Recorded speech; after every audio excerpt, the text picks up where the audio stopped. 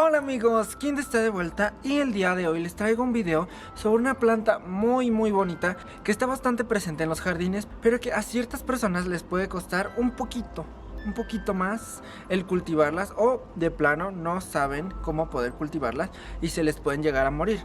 Bueno, en este video vamos a tocar todos los puntos, todos los secretos de Kind para pasar de esta plantita a estas imágenes que están viendo ustedes en pantalla, porque la planta está un poco grande. Y pues sin nada más que decir, vamos a empezar. El primer punto del cual vamos a hablar es el sustrato. ¿Qué sustrato utiliza esta planta para poder desarrollarse correctamente? Bueno, cabe destacar que esta planta es muy parecida a su primo, el Pelargonium por Hortorum o Malbón, y a esta planta le corresponde el nombre científico de Pelargonium por Domesticum o su sinónimo Pelargonium grandiflorum. Esta planta tiene un porte mayor, tiene unas necesidades un poco mayores que su primo el Malbón, por ende necesita un sustrato que le brinde, que le aporte todos los nutrimentos de la cual ella se va a nutrir, y un buen soporte para que ella pueda desarrollar sus raíces correctamente. En su mayoría utilizo materia orgánica. Y ustedes se preguntarán, ¿pero por qué materia orgánica si en ocasiones puede llegar a ser perjudicial porque guarda más agua? Precisamente por eso y por los nutrientes. Esta planta necesita más cantidad de agua debido a que sus hojas no son tan carnosas como la del Malbón. Tiene un porte mucho mayor, requiere mayor exposición a la luz. Entonces, ¿qué le podemos dar para que esté sana? Bueno, la composición es en su mayoría, como les digo, materia orgánica, que yo utilizo tierra de hojas u hojarasca, composta, un poco de abono animal descompuesto, también si lo pueden descomponer en la misma composta, o si lo compran ya composteado, está perfecto. Y básicamente ese es el sustrato que yo utilizo. Pero, ojo, si tú tienes algún problema con el agua, si tú tienes alguna inquietud porque crees que puede llegarse a podrir si no le manejas bien el riego, o sientes que puedes llegar a ser un poco paranoico con el riego igual y pasarte, puedes utilizar también la piedra volcánica para que te ayude a irle tanteando más o menos. Ya durante este tiempo que le vas más o menos tanteando, midiendo, te vas a ir entrenando a conocer los requerimientos de tu planta. Mientras puedes hacer eso, incluirle piedra volcánica para evitar que tu planta vaya a tener probabilidades de pudrirse. Entonces, en porcentaje, si lo quieren ver así, le pondría un 80% materia orgánica y un 20% material mineral, pero ustedes pueden ir cambiando esto dependiendo también su clima, la exposición a la que la tengan, si le llueve o no, si está muy venteado o no, también el tamaño de la planta importa. Y ojo, la cantidad de raíces, porque la principal causa de muerte de esta planta es el exceso de agua, pero vamos a verlo en un punto más adelante. El segundo punto, el abono o fertilización. A esta planta, como les digo, requiere gran cantidad de materia orgánica. ¿Y qué es lo que yo recomiendo en cuestión del abonado? Es que antes de trasplantarla, lo que vas a agregar como abono lo mezcles con el sustrato entero, para que la capa de abono no quede solo por encima, sino quede en una mezcla homogénea con todo el sustrato, y así le sea a la planta mucho más fácil poder captar todos los nutrimentos que se encuentran en este abono para nutrir la tierra nueva. Entonces, en cuestión del abonado, siempre el revoltijo es mejor.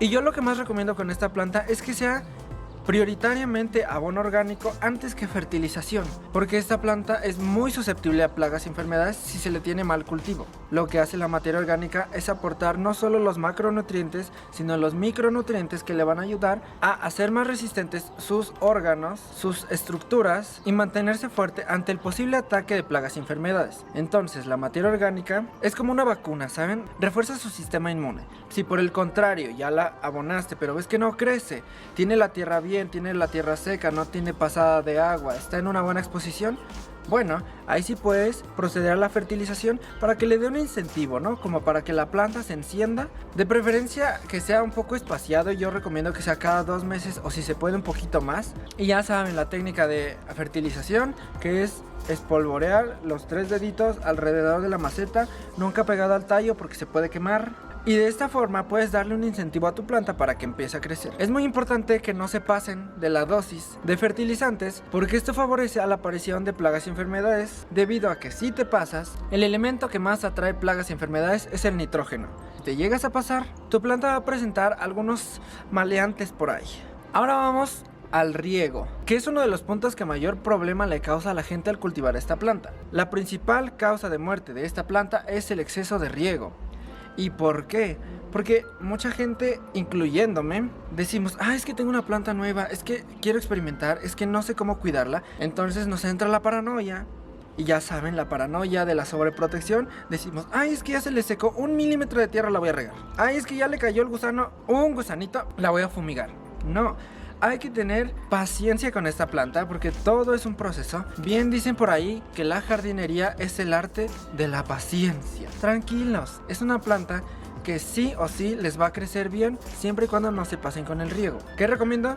Al igual que como su prima, el malbón, hay que regarla hasta que la tierra esté más o menos seca.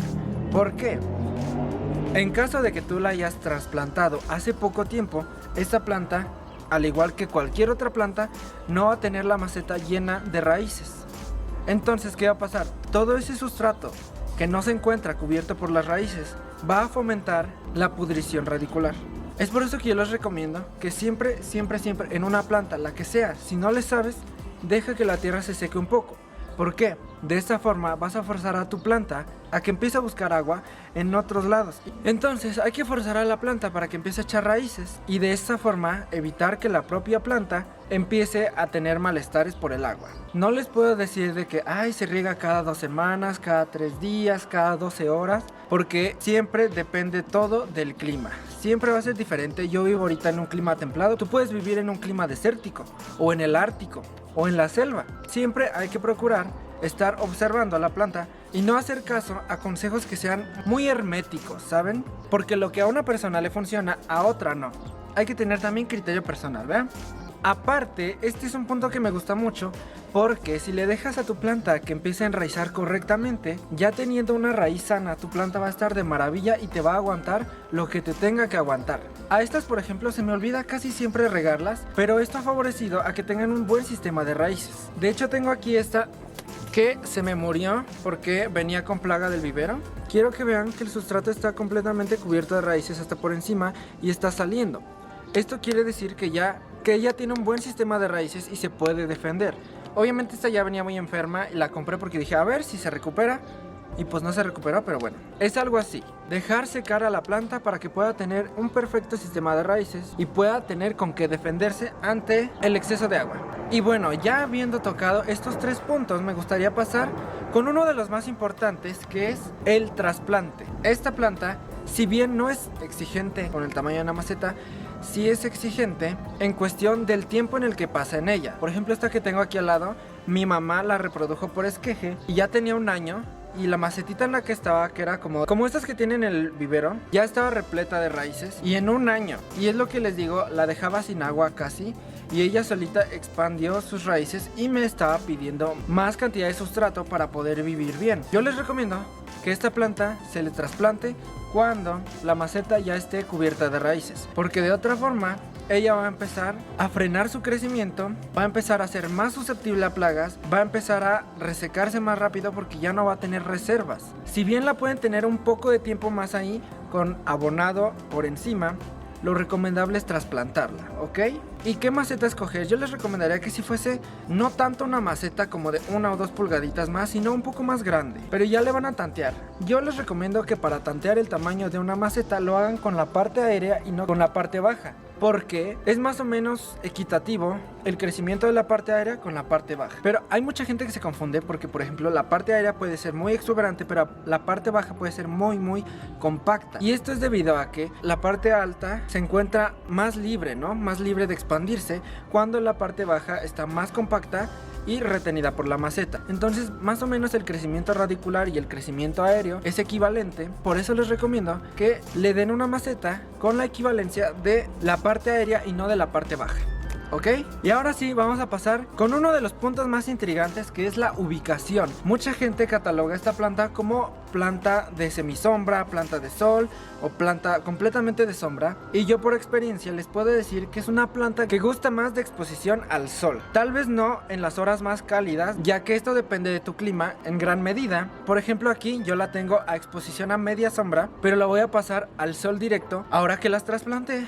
Porque esta planta en media sombra sí me crece, sí me florece, pero se me llena mucho de plaguita porque no tiene la protección del sol que le ayude a hacerse más resistente. Básicamente es eso de este punto lo que les quería decir, que esta es una planta de pleno sol. Dependiendo de tu clima, si vives en un clima mucho más cálido, mucho más seco, puedes colocarla en un lugar donde esté bajo cubierta para que en las horas más cálidas del sol no se te vaya a quemar. Si vives en un lugar más frío, yo te recomendaría que fuese un lugar más cubierto para que pueda mantener la temperatura y no se te vaya a quemar por el frío, por así decirlo, y también para que esté más protegida la raíz, porque en el frío normalmente el movimiento del agua es más lento. Y pues básicamente hasta el punto en el que vamos en este video ya se habrán dado cuenta que la conclusión es que de esta planta es más importante cuidar la raíz que la parte aérea. En cuestión de floración y crecimiento, esta planta puede llegar a crecer hasta 1,5 metros, bien cuidada. Puede darte flores todo el año, siempre y cuando el clima lo permita, ya que también cuando el clima es muy frío puede hacer su parada invernal o su dormancia, o puede ralentizar un poquito su metabolismo. Puede seguir dando flores, pero no en la misma cantidad, ¿saben? Porque la temperatura siempre sí afecta a estas plantas. Y en cuestión de floración y época de crecimiento, normalmente lo hacen en la época cálida, como les digo, por el clima. Y si vives por ahí en el lugar de la línea ecuatorial de la eterna primavera, tal vez te crezca todo el año, pero ahí sí te recomiendo que sea a pleno sol, porque como no hay tanta fluctuación de la temperatura, ella puede estar perfecta. En cuestión de poda, sí requiere poda, pero hasta que ella te lo avise. Para considerar una rama para podarse, puede ser una rama muy delgada, una rama enferma, una rama muerta o una rama que interfiera con el crecimiento de otra. Si de plano tu planta ya está muy viejita, lo que puedes hacer es una poda un poco más drástica, pero no matando todos los tallos como lo hacen en los viveros, que hasta acá abajo, de preferencia no. Córtenle los tallos que ustedes consideren que son un poco estorbosos, ¿saben? Dejen los principales para que de los principales empiecen a ramificarse ramitas más nuevas, ramitas más gordas, ramitas más fuertes, y de esta forma tener una planta en unas mejores condiciones. Y pasando del punto de poda, vamos a la reproducción.